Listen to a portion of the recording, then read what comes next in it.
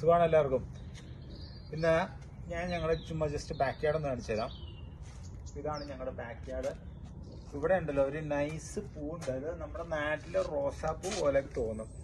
നല്ല ഭംഗിയായിട്ടുള്ളൊരു ചെടിയാണ്. വലിയ നല്ല മണമൊന്നുമില്ല, പക്ഷെ ഭയങ്കര ഭംഗിയായിരിക്കും. ഇത് ഏതായാലും മുഴുവൻ മുട്ടിട്ടിട്ടുണ്ട്. അപ്പോൾ ഇത് നല്ല ഭംഗിയായിരിക്കും എന്ന് ഞാൻ വിചാരിക്കുന്നു. അപ്പോൾ കഴിഞ്ഞ സമ്മറിലാണ് ഞങ്ങൾ ഇങ്ങോട്ട് വീട് മാറിയത്.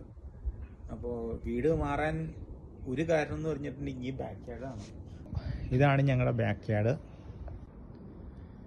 ഇത് സമ്മറാകുമ്പോൾ എല്ലാ വർഷവും സമ്മറാകുമ്പോൾ പുള്ളി എന്നാൽ ആ പുല്ലൊക്കെ ഒന്ന് ക്ലീൻ ചെയ്ത് ഇടുമെന്നാണ് പറഞ്ഞത്. പക്ഷേ ഏതായാലും നൈസായിട്ടുണ്ട്. ഇനിയിപ്പോൾ സമ്മറൊക്കെ ആയി കഴിഞ്ഞപ്പോൾ പുറത്തൊക്കെ വന്നിരിക്കാമല്ലോ, നല്ല ഭംഗിയായിരിക്കും. അതെ, നമുക്ക് രാത്രിത്തേട്ട് ചെറുതായിട്ട് എന്തെങ്കിലും കഴിക്കണമല്ലോ. അപ്പോൾ അതുകൊണ്ട് ഒരു ചൈനീസ് സ്റ്റൈൽ പോർക്ക് ഫ്രൈയും റെഡിയായ ഇത് പൊളിക്കും. അപ്പം എൻ്റെ കയ്യിലിരിക്കുന്നതേ ഡീഫ്രോസ്റ്റ് ഒന്നും ചെയ്യാത്ത പോർക്ക് ബെല്ലി ആണ് ഇരിക്കണേ. ഇത് നമുക്ക് പയ്യെ നൈസായിട്ടൊന്ന് വേവിച്ചെടുക്കാം. വേറെ ഒന്നുമില്ല, ചുമ്മാ സ്ട്രേറ്റ് ഫോർവേഡ് ഇച്ചിരി കുറച്ച് വെള്ളം ഒഴിക്കുക, ചുമ്മാ വേവിച്ചെടുക്കുക. അതായത് ഈ ഓവൻ്റെ അകത്ത് വെച്ച് പോർക്ക് നമ്മൾ ഫ്രൈ ചെയ്ത് കഴിയുമ്പോൾ അതിന് ഒത്തിരി സമയം എടുക്കില്ല, പെട്ടെന്ന് ആവും. പക്ഷെ ഈ പോർക്കിന്റെ ഫാറ്റ് ആയിട്ടുള്ള സ്ഥലം ഉണ്ടല്ലോ, ആ ഫാറ്റ് ആയിട്ടുള്ള സ്ഥലം നമുക്ക് നല്ല ക്രിസ്പി ആയിട്ട് കിട്ടണം. അപ്പൊ അതിന് എളുപ്പം ഞാൻ നോക്കിയിട്ട് ഇത് ജസ്റ്റ് ഒന്ന് വേവിച്ചെടുക്കണേ. ഒരു 10 മിനിറ്റ് വേവിച്ചാൽ മതി. അപ്പൊ ആ 10 മിനിറ്റ് ഒന്ന് വേവിച്ച് നോക്കിയിട്ട് എങ്ങനെയാണെന്ന് നോക്കാം. ഇങ്ങനെ വരഞ്ഞു കൊടുക്കാൻ പോവാണ്. ഇതുപോലെ ഒന്ന് വരഞ്ഞെടുക്കാം നമുക്ക്. ഞാൻ പറഞ്ഞ പോലെ അതെ, നമ്മുടെ വെള്ളമൊക്കെ എടുത്ത് ചുമ്മാ വേവിക്കാൻ പോകും. ചുമ്മാ വെള്ളവും കുറച്ച് ഉപ്പ് ഇട്ടിട്ട് ഞാൻ ചുമ്മാ വേവിച്ചെടുക്കുന്നുള്ളൂ.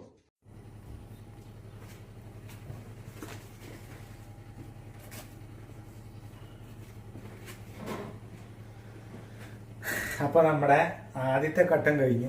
ഇനി അടുത്തത് ഈ പോർക്ക് ഞാനൊരു 15 മിനിറ്റ് വേവിച്ചിട്ടുണ്ട്. 15 മിനിറ്റ് വേവിച്ചിട്ടുണ്ട്. അപ്പോൾ പോർക്ക് വേവിച്ച് കഴിയുമ്പോൾ ഏകദേശം ഇങ്ങനെ ഇരിക്കും. ഞാൻ മുഴുവൻ ഒരു പീസായിട്ടാണ് വേവിച്ചാണ്.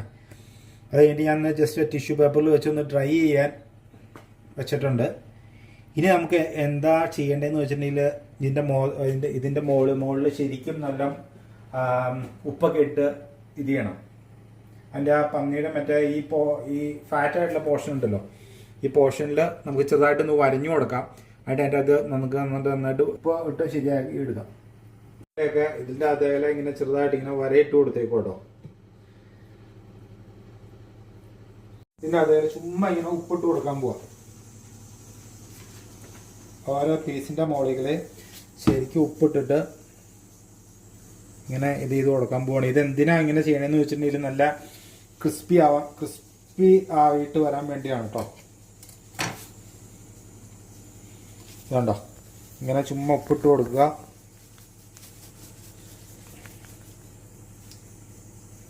അപ്പം അതിലൊക്കെ വീണ്ടും കുഴപ്പമില്ല, ഉപ്പിട്ട് ഇതുപോലെ ഉപ്പൊക്കെ ഫില്ല് ചെയ്ത സാധനം ഞാൻ ഈ ട്രേഡകത്ത് ഇങ്ങനെ, അതായത് പെട്ടെന്ന് വെന്ത് കിട്ടാൻ വേണ്ടിയാണ്. ഇത് ഒത്തിരി വേവ് സമയം എടുക്കില്ല വെന്ത് കിട്ടാനായിട്ട്.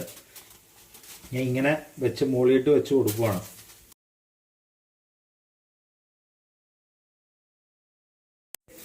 ഈ സംഭവം ഞാൻ ഇതുപോലെ തന്നെ ഇതിൻ്റെ അകത്തിട്ട് കയറ്റി വയ്ക്കുവാണ്. ഇതിൻ്റെ അകത്ത് ഫോൾട്ടുകളൊക്കെ ഉണ്ടെങ്കിൽ നിങ്ങൾ പറയണം കേട്ടോ. നമുക്ക് അടുത്ത പ്രാവശ്യം അത് ഇത് ചെയ്യാം.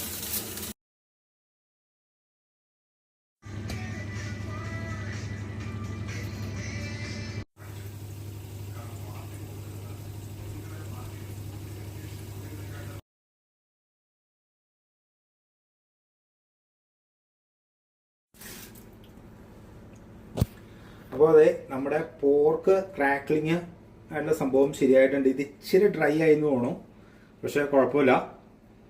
നോക്കട്ടെ, വേണ്ടോ നോക്കട്ടെ.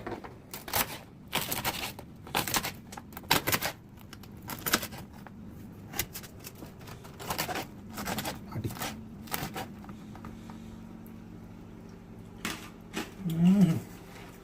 ആകും.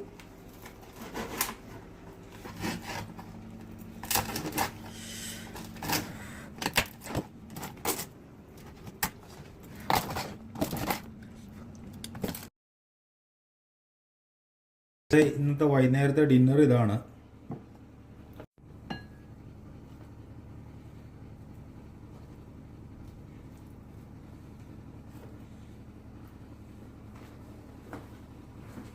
കുറച്ച് സോയ് സോസും കൂടി ഒഴിക്കാം. സോയ് സോസും കൂടി ഒഴിച്ച്